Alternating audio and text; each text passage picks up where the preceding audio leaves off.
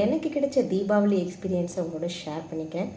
நான் பார்த்ததில் 99% பேர் ஆண்களாகட்டும், குழந்தைகளாகட்டும், பெண்களாகட்டும் எல்லாருமே இந்த பிஜிலி பட்டாசு அப்படின்னு சொல்லுவாங்க இல்லைங்களா, அந்த பட்டாசை கையில் பிடிச்சி தான் தூக்கி போட்டாங்க. அது மட்டும் இல்லாமல் ரோட்டில் போகிறவங்க மேலே படுதா படலையா அப்படின்றத பற்றின ஒரு கவலையும் அவங்களுக்கு கிடையாது.